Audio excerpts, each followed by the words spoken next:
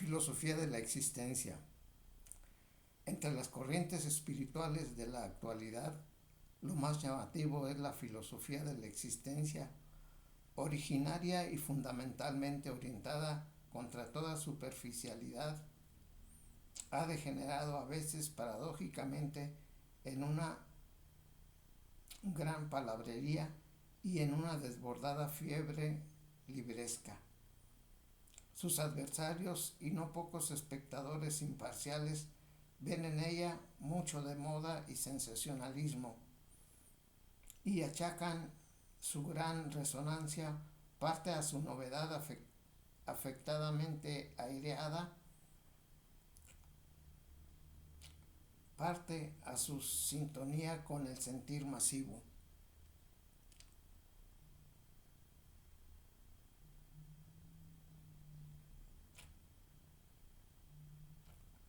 Con sus pasos de pesimismo, escepticismo, relativismo, realismo e inconformismo, parte a su oscuridad fácilmente tenida por profundidad. Sus partidarios creen estar en la línea del progreso y ven en su doctrina la expresión más profunda del tiempo presente. Este tiempo ha mostrado una nueva comprensión del ser, comprensión para lo histórico y lo singular en el hombre, para el devenir y para el proceso, en oposición a las esencias estáticas y esquemáticas.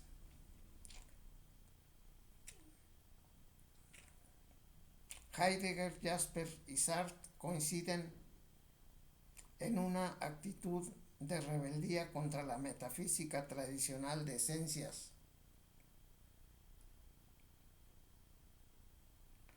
Lo mismo en su forma objetivista de la vieja filosofía platónico-aristotélica que en su variante subjetivista de los modernos sistemas idealistas a partir de Kant. En realidad, no es tanta la novedad, comienza de todo esto, están bien visibles en Schelling, su filosofía de la libertad, en Kierkegaard y en la filosofía de la vida.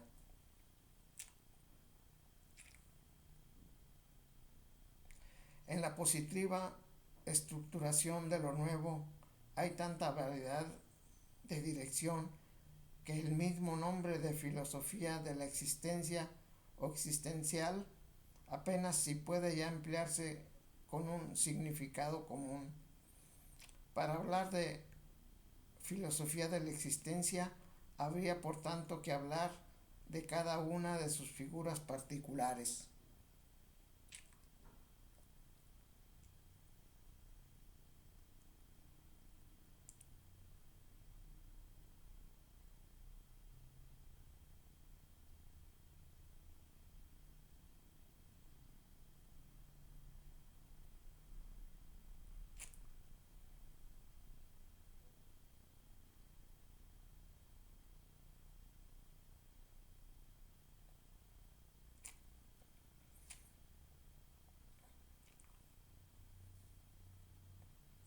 En la positiva estructuración de lo nuevo hay tanta variedad de direcciones que el mismo nombre de filosofía de la existencia o existencial apenas si puede ya emplearse con un significado común.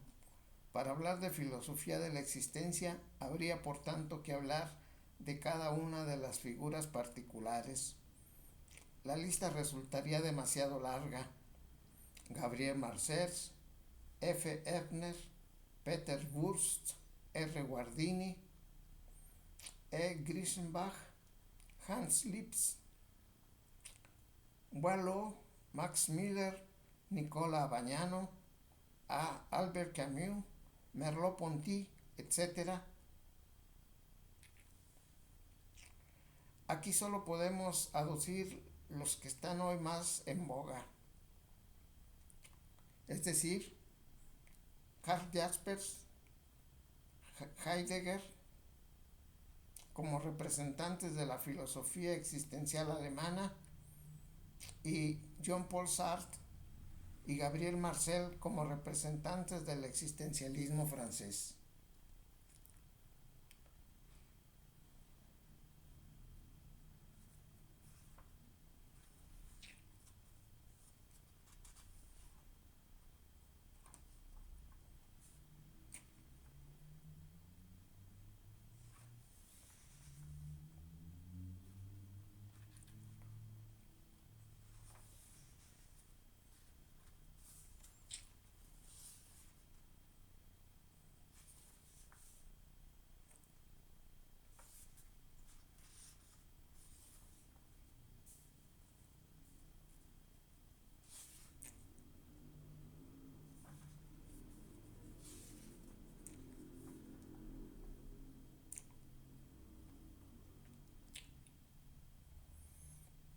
El existencialismo francés.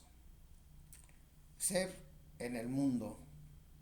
El existencialismo francés, al menos en su línea radical, cuyo principal representante es Jean-Paul Sartre, nos ofrece aquello que corrientemente se da como característica de la filosofía de la existencia, a saber, una antropología de tipo vitalista. En la rama católica del existencialismo francés, que representa Gabriel Marcel, predomina, sin embargo, de nuevo, los intereses metafísicos. Jean-Paul Sartre. Jean-Paul Sartre, nacido en 1905, es sin duda más literato que filósofo. Tanto sus dramas como sus obras filosóficas han levantado en Francia un torbellino de entusiasmo que llega hasta la histeria. Sartre se apoya en Heidegger y utiliza muchos de sus conceptos, pero el filósofo friburgués se ha distanciado claramente de Sartre en su Carta sobre el humanismo.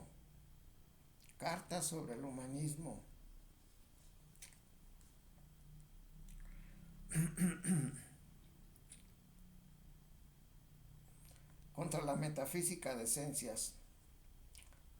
También Sartre toma posición contra la metafísica de esencias e interpreta la forma más antigua de esta como una visión del mundo orientada a un mundus intelligibilis, ejemplar y norma de la realidad. El mundo y el hombre son productos preordenados de un demiurgo divino, artífice del mundo.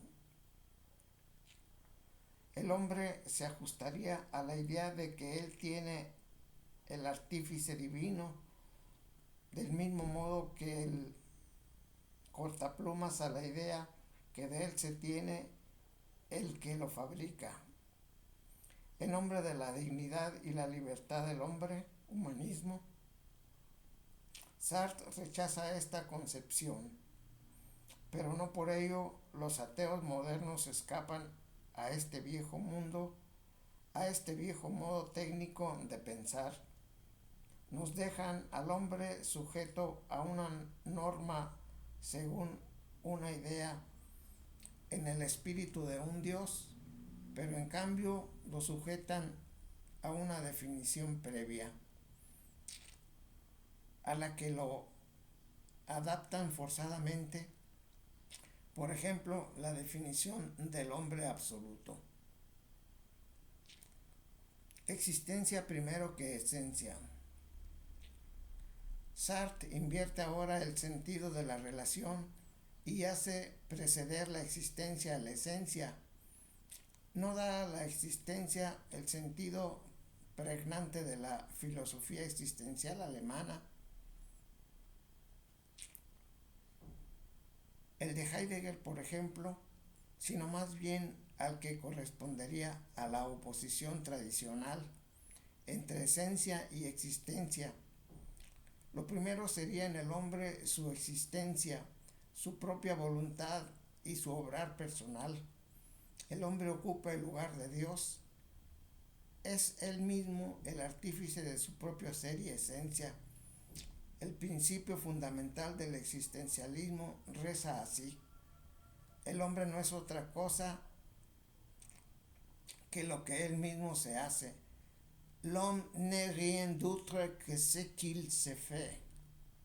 Lo mismo que el marxismo y el instrumentalismo, vuelve de nuevo la consigna de la praxis, solo que ahora aumentada en un 110% de radicalismo. Condenado a ser libre. El hombre es ahora absolutamente libre, pero esta libertad no es un don, sino que el hombre está condenado a ser libre, condenado porque para que la libertad sea plena libertad, no puede haber nada enfrentado normativamente al hombre, ni fe en Dios, ni verdades, ni valores. El hombre se encuentra solitario y sin arrimo, en modo hostil, sin tener otra salida que a sí mismo, su propio proyecto. Sin suelo trata él, el ser para sí, de evocar un sueldo del sin suelo, un suelo del sin suelo, viviéndose un peligro de hundirse realmente en la nada. Sartre es nihilista y ateo radical. La nada de Heidegger es juntamente ser y por eso es también suelo y plenitud. Y no excluye la teología, aunque no la incluya positivamente. La nada del francés, en cambio, es destructora como el materialismo y el ateísmo francés del siglo XVIII. La posición de Sartre tiene sus raíces en el pasado, no significa una creación original filosófica y vive solo de su radicalismo y del estilo literario en que está vertida.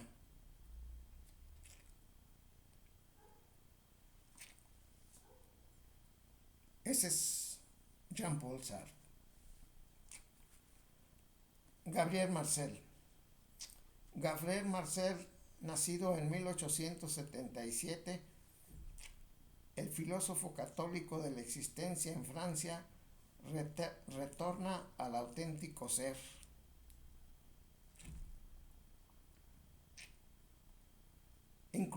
Influido por Kierkegaard, que está operante en todos los filósofos de la existencia, sabe también Marcel que en toda metafísica del ser no se puede abstraer del sujeto y que es preciso pensar existencialmente y que por eso la realidad es un misterio. Pero Marcel no cae en un subjetivismo unilateral, encuentra justamente en el sujeto una religación al ser, religación tan original y primitiva como la relación vivencial yo-tú.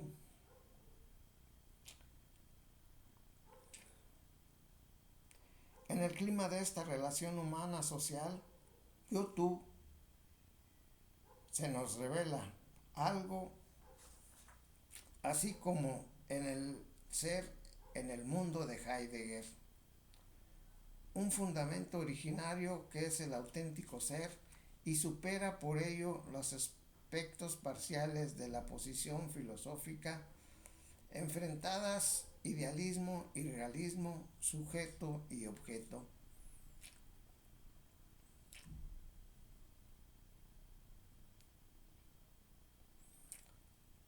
Es un motivo típico de toda la filosofía de la existencia, como lo fue del idealismo alemán.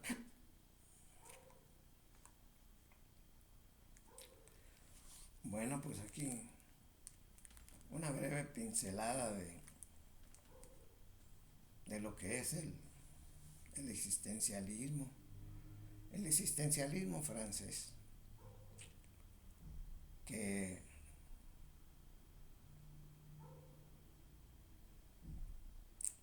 con Jean-Paul Sartre y Gabriel Marcel muestran la cara del existencialismo en el siglo XX.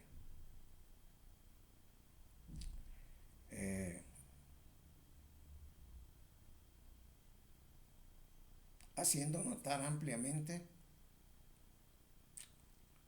que el hombre se encuentra en la soledad absoluta.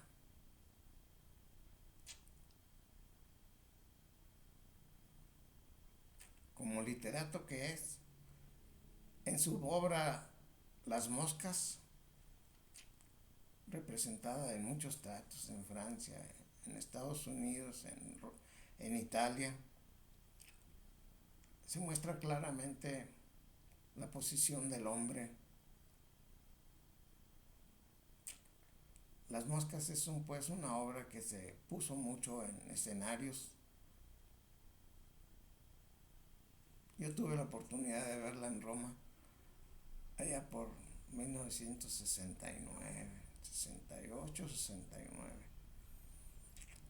Y pues de todos modos lo más destacado del existencialismo es que se anteponen a la filosofía tradicional de la metafísica de las esencias. Definir las cosas en su esencia era pues un objetivo que se planteaba muy bien el modernismo.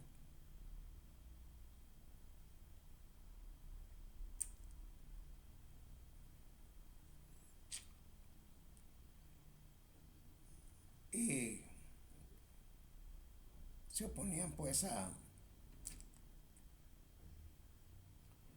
la metafísica tradicional donde claramente se ve que querían rechazar todo lo metafísico de la filosofía escolástica, y que a pesar de estar insertos en una sociedad y en una relación con yo-tú, de cualquier modo el hombre se sentía en la soledad, cosa que trata de exponer en su obra, Jean-Paul Sartre, en su obra Las moscas.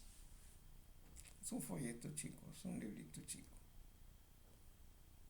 pero que dio pie a una obra de teatro muy demandada. Y los existencialistas hacen notar que antes de tener una metafísica de las esencias, hay que darle un lugar preponderante a la existencia. La existencia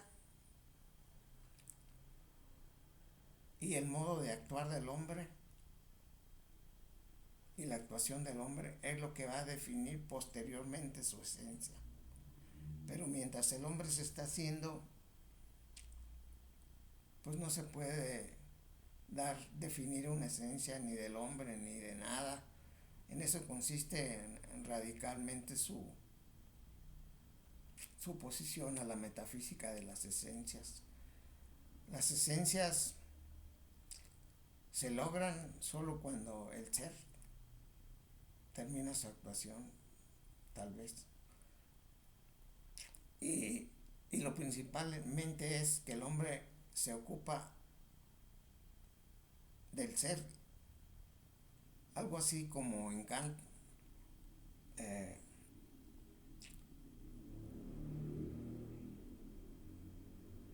en su disertación de 1770, donde distingue claramente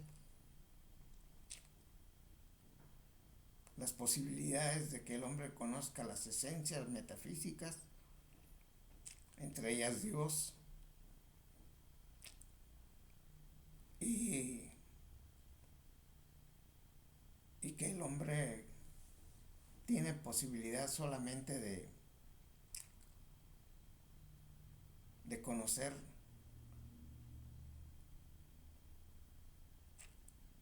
el mundo de la sensibilidad, que ya los empiristas ingleses habían hecho mucho hincapié. Ya habían trabajado mucho en eso, porque lo que enseñó, lo que enseña, lo que apareció a principios del siglo XVI, con esos espíritus inquietos dentro de la geografía, la astronomía,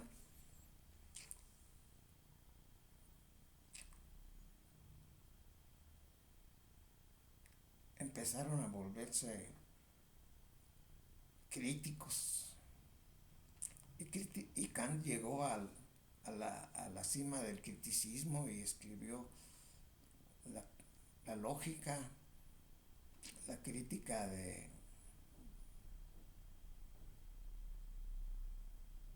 la crítica de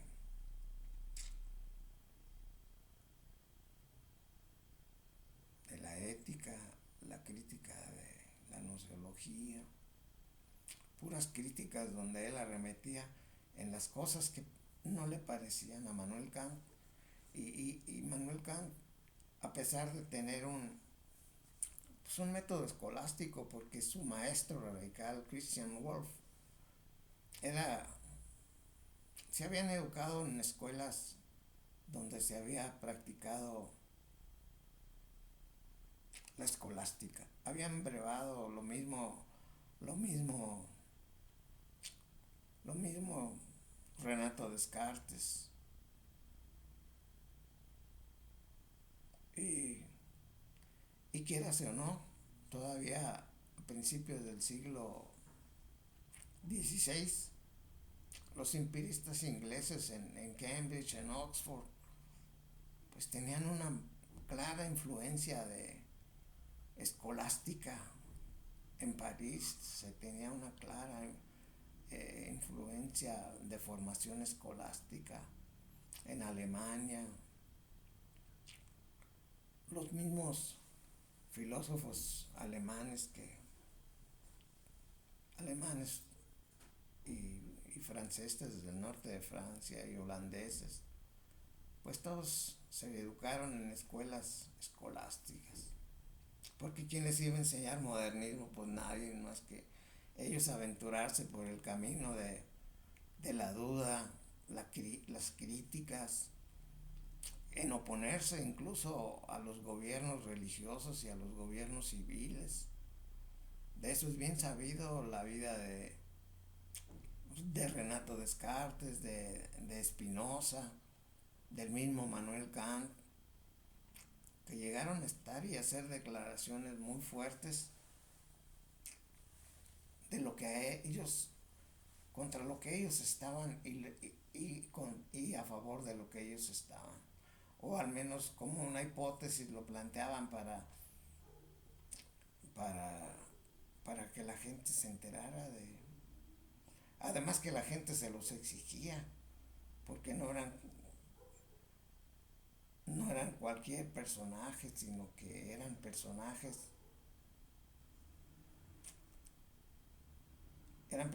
muy reconocidos intelectualmente. Lo mismo Renato Descartes, que Spinoza, que Kant, que el mismo maestro de Kant, Christian Wolff, que el mismo Leibniz. Todos esos, en esos siglos 16, 17 y 18, pues este, la gente les exigía que se declararan y que dieran a conocer lo que ellos pensaban respecto a lo que tradicionalmente se había considerado como lo que deberían enseñarse en las universidades, es decir, una metafísica de las esencias, una metafísica de la religión, o una religión que en el aspecto nociológico pues no chocaba tanto, porque a la gente le importa muy poco la nociología y la teoría del conocimiento, pero a la gente y a los monarcas del norte de Europa pues sí les importaba la crítica de la razón práctica de Kant, donde define exactamente los lineamientos de la teoría de las costumbres, cosas relacionadas con cosas relacionadas con el análisis que Kant ya había hecho y que era y que era bien visto por las consecuencias prácticas que traía para los monarcas del norte de Europa y con la tizadita al fuego que le dieron algunos religiosos del siglo XVI que se escandalizaron porque la iglesia tenía un modus vivendi moral, de doble moral,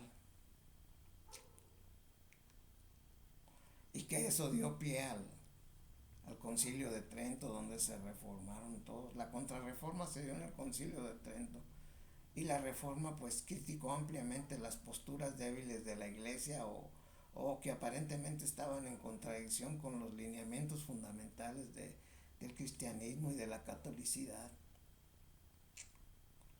Entonces, a partir del siglo XVI, era un convulsionar de ideas. Y agréguele usted, y agréguele usted los descubrimientos astronómicos de Kepler, de Copérnico, con su revolución copernicana, o de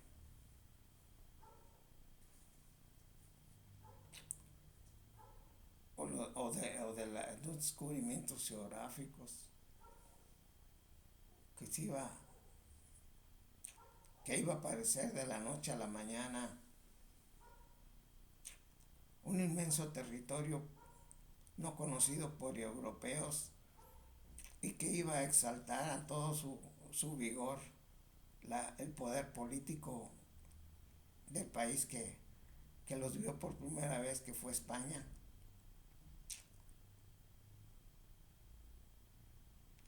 Y que hizo a España el imperio español con Carlos V de Alemania, primero de España, Carlos I de España, V de Alemania, hijo de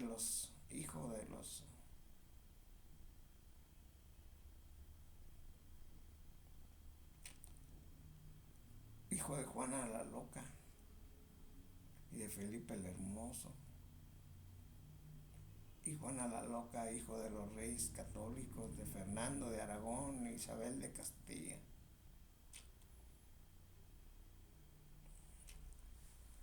Pues no deja de ser importante todo ese resquebrajamiento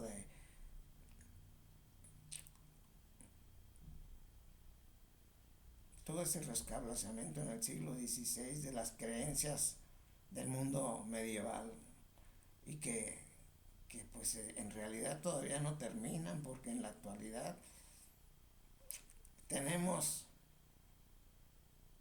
dentro de los que continúan con la tradición medieval, que son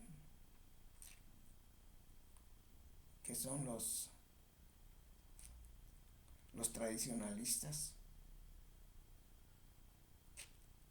contra los progresistas, que dentro de la religión, los tradicionalistas que se oponen a un cambio, aunque sea no tan radical, sino un cambio superficial, pero se oponen a él. Y los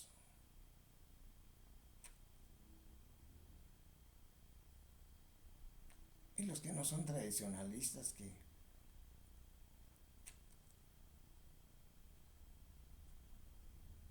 que en base a los reformadores siguen queriendo imponer una iglesia progresista.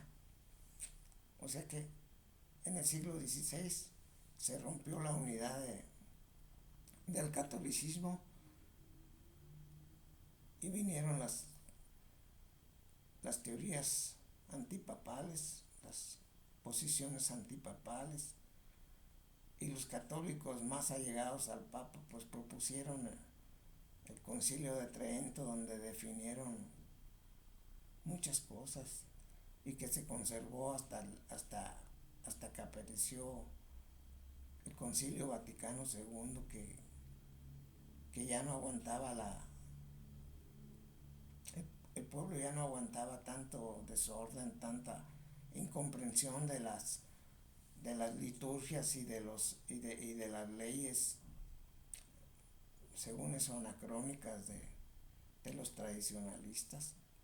Incluso hubo una ruptura, una ruptura entre progresistas y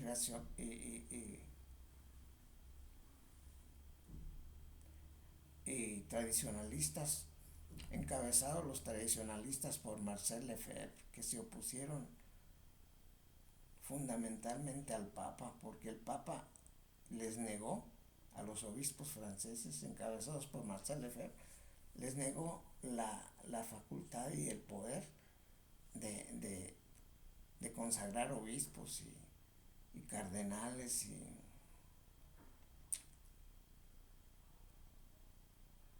demás.